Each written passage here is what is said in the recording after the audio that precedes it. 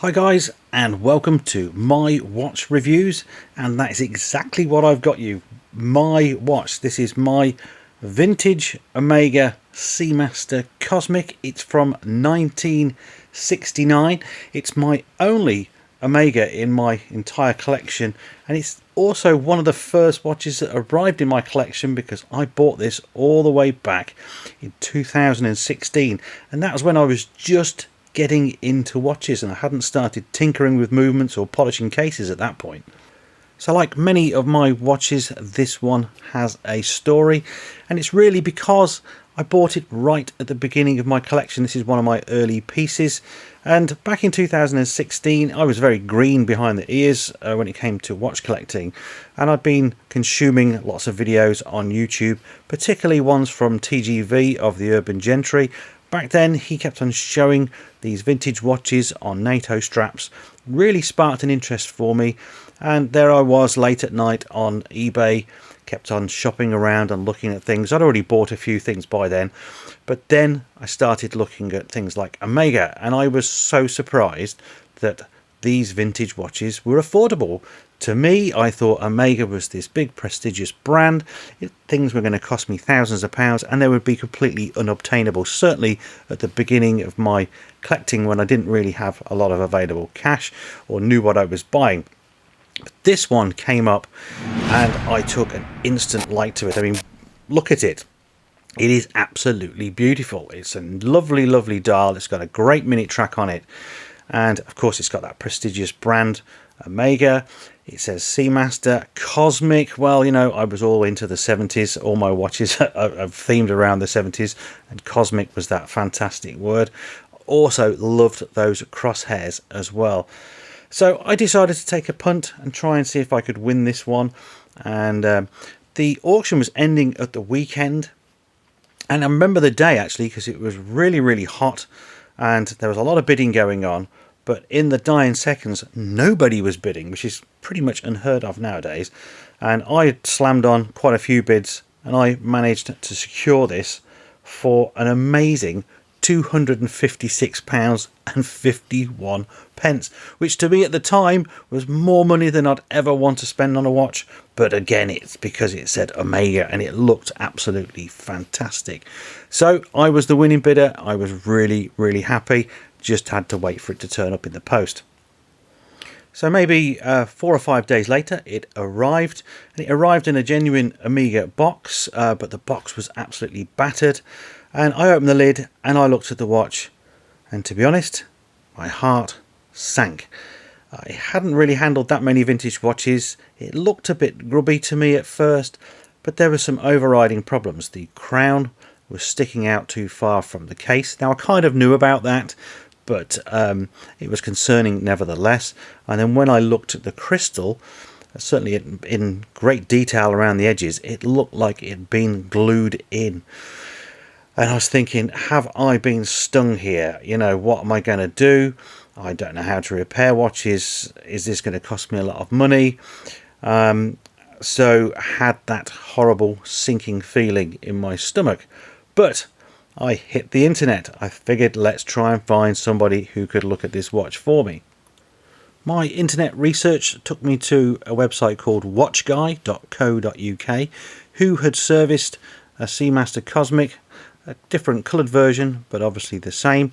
I read his blog. It was very interesting, and he offered services. So I contacted him, and we had a lot of email correspondence, which was very helpful actually. He gave me a lot of advice, but he kind of left it open that the watch wasn't in great condition, with the stem being how it is and the crystal being how it is, that who knows what was lurking underneath, and it could be a real big bag of spanners, and sort of put me off really. And I kind of put the watch away. I put it away for a month or two, and couldn't help but think I need to get it sorted.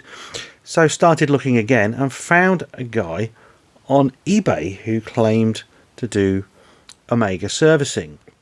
Now, you know, would you use somebody on eBay? Well, as it turns out, I ended up doing just that.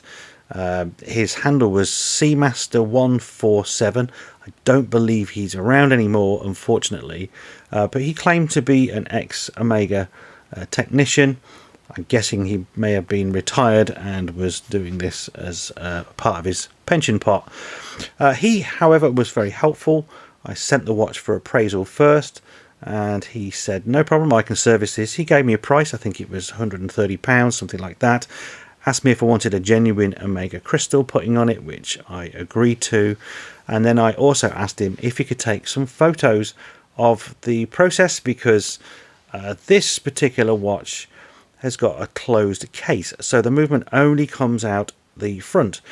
Now again, being back then, I couldn't even take a case back off if I wanted to, yet alone try and remove the crystal, but I was dying to see the basket case of movement inside.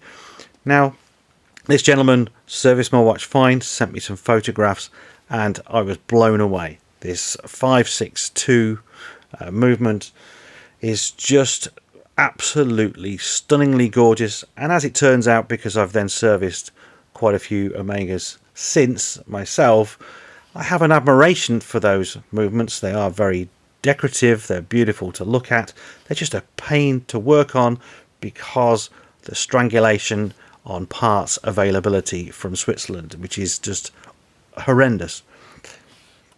Anyway, the watchmaker repaired the watch, serviced it, and put on the correct stem so that the crown would fit flush to the case. He even fitted a strap for me as a token of goodwill. We agreed on a price and he sent it back to me, and I was absolutely ecstatic at this point because finally I could wear it. I knew it was working well. He actually gave me the time grapher readings as well, along with the receipt, and I'll show you those in just a little while because I intend to test the readings today against what they were back then to see how much this watch has lost or gained in that time. So that is essentially really the story of this Omega. To date, this is the only watch that I've ever paid to have serviced professionally. And that's pretty standout for me. It goes to show that I think by 2017 I was already tinkering with watches, and then starting to do my own work, and then ever since then I've never needed to call on a watchmaker. I would always try to attempt the repairs myself. So this watch will always hold a special place for many reasons, because it's my only Omega. It's a lovely looking watch. I got it extremely cheap, even by those days. £256 was probably too cheap for this particular watch, so I count myself very fortunate. It's not going to go anywhere, it's going to stay in my collection. I do wear it often.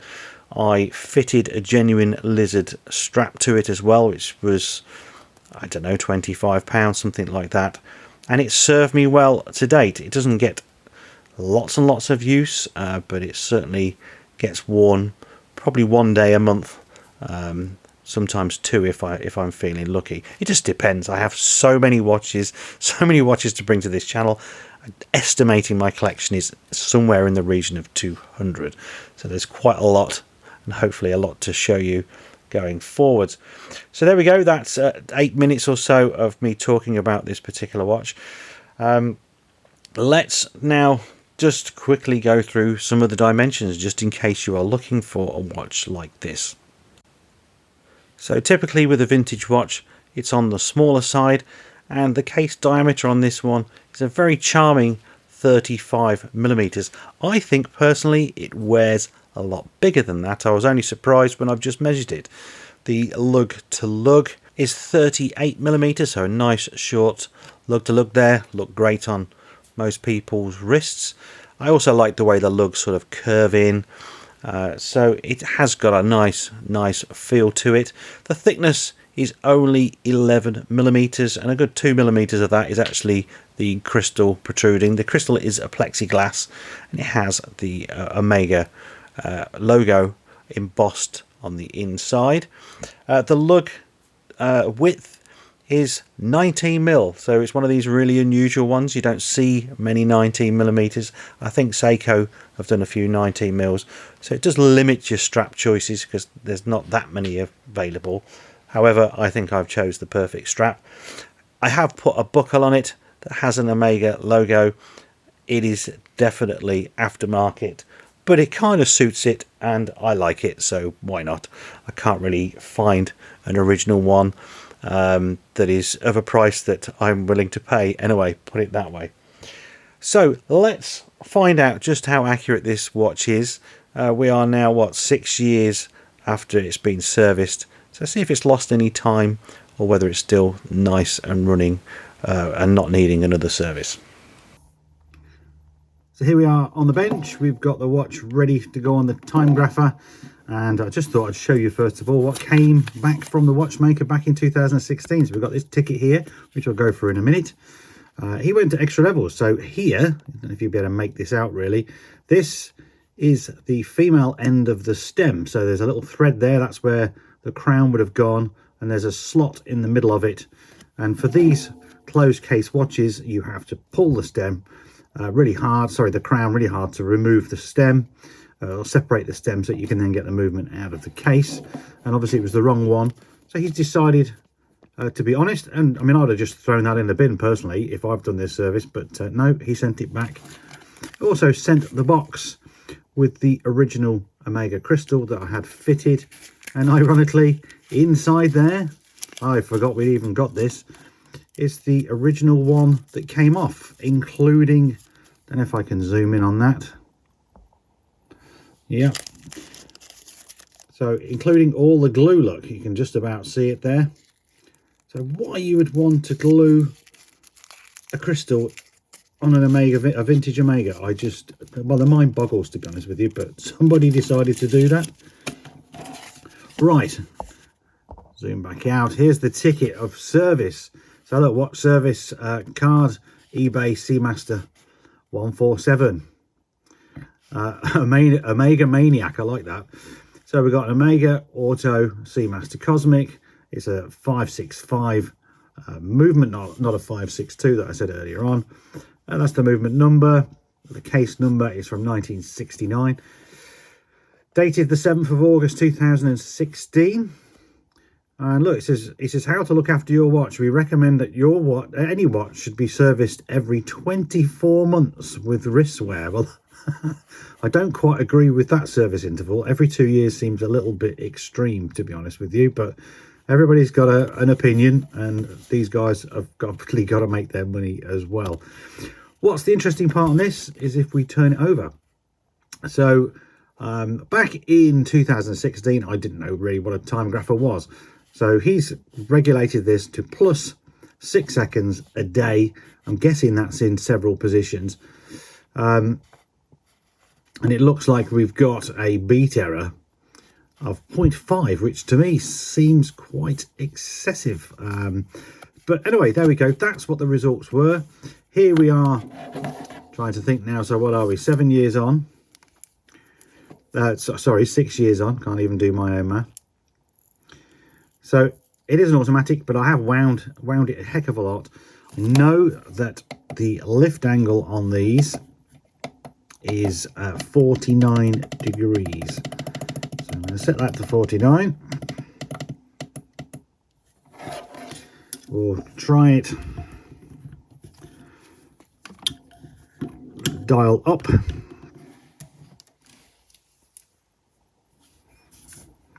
Just lock my camera because it likes to focus on other things otherwise, and let's start it. This is going to be an interesting test because I've got no idea. Well, instantly I can see the beat error, so nothing's changed there, although it is telling us the beat error is 2, but let's just see if it settles down a little bit.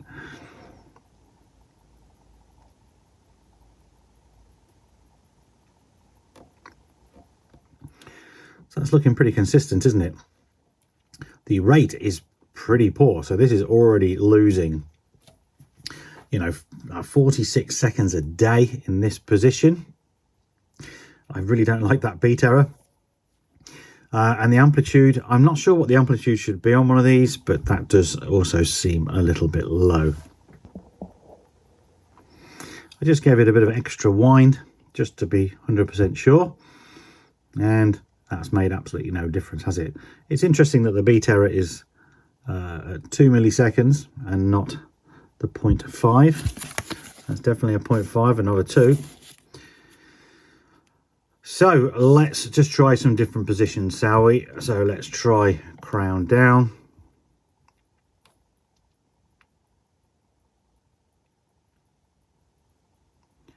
So we're still getting the same consistency, which is nice to see. Really don't want to see deviation particularly.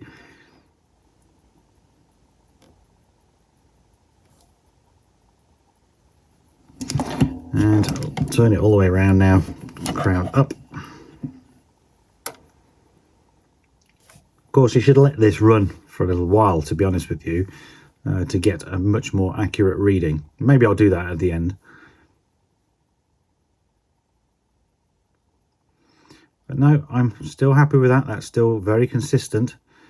Consistently bad, in my opinion. Certainly, I wouldn't let this go out the door if I'd serviced this watch now.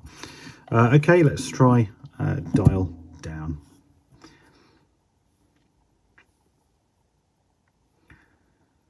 And dial down is consistent too, isn't it? Let's face it. So the beat error's slightly improved, but I'm expecting that to go back out again. So the jury is out. Looking at that, I would say it's going to be due a service, to be honest with you. I'm not happy with the rate. I like the trace, actually. It's very, very clean. So potentially the oils are still working in there. You know, we're not getting any noise or anything that's alarming, other than it's just poorly regulated. So there'd be a reason, perhaps, if this guy's a professional, why he couldn't get that beat error in. So it'd be interesting to know. So perhaps, I don't know, one day on my other channel, My Retro Watches, I may take this watch apart and service it. So lastly, I just thought I'd show you something about how to set the date on this. This is quite interesting. So pull the crown out to position 1. Sorry about the dazzle there. We can set the time. Pull the crown out again. There we go. It sets the date. So it's a really strange mechanism. I don't really like it, if I'm honest. Doesn't feel natural. It's a bit clunky, but it works. I'll be very interested to see the mechanism in there and how that works. I'm sure there's quite a few springs. And looking at this light as well, clearly my crystal needs a little bit of a buff. It is acrylic, so very, very simple to just buff that up. I did notice actually when I was filming outside that you could see bits of debris here and there. And there is this blatant dot.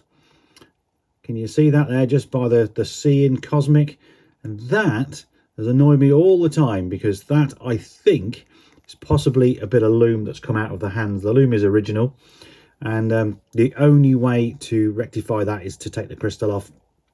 And I've not been willing to do that. But obviously, in light of these time graph results, I will be going in this watch sooner, probably rather than later. So there we go. That's it. Okay, guys, that's the end of the review of my Vintage Omega Speedmaster Cosmic. It's my first ever watch review of one of my vintage watches as well, so hopefully you've enjoyed it, and if you did, then please give this video a like. The video needs as many likes as possible. I want to try and grow this channel, get some interest, so that's all I'd ever ask you to do. If you've enjoyed it, please hit the like button.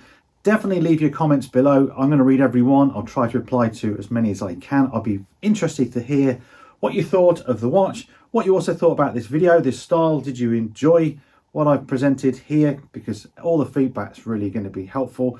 If you're new to the channel here, then and you like this, please consider subscribing. Hit the subscribe button. And for those who have subscribed, please hit the bell icon, because that way you're going to get notified when I post new content, and hopefully you'll be able to watch it the day it comes out. Now, as I've been talking, the watch is still on the time grapher, and it's still reading consistently now minus 48 seconds a day. The amplitude's dropped to 193, and the beat error is 2 milliseconds. So poor. The lines are really impressive, but the reading is very, very poor indeed. So that is going to need some work. I do now question how good the guy's work was to start with, but I'm not going to get into that. That's a whole new ball game. I would never belittle another watchmaker. So again, if you are new to this channel and you don't know about my other channel, then I have a main channel called My Retro Watches.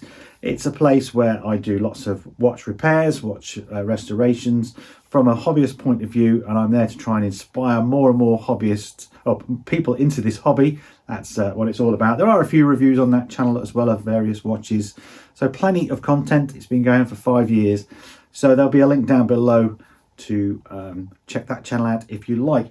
Now lastly, please guys, look at my website, myretrowatches.co.uk. There'll be a link down below. It shows all of my, or as many, nearly all of my watch collection, because there's still some I haven't made a blog on yet. So perhaps browse on that one, give me some ideas, have a look, see what you'd like to see have reviewed, and I would probably make that video if enough of you have come up with similar suggestions. So there we go, that's it. There will be a video coming on the digital watches. I did promise that a while ago, and I'm just waiting on some batteries actually. There's that many digital watches, and a lot of the watches had run out of power, so I'm waiting for some to arrive in, so then I can show them all in all their glory, and all their bleeps and alarms and stopwatches and lights. It should be a great fun to do that video. So stay tuned for that one. That'll be out very soon. So thanks very much for watching. Bye for now.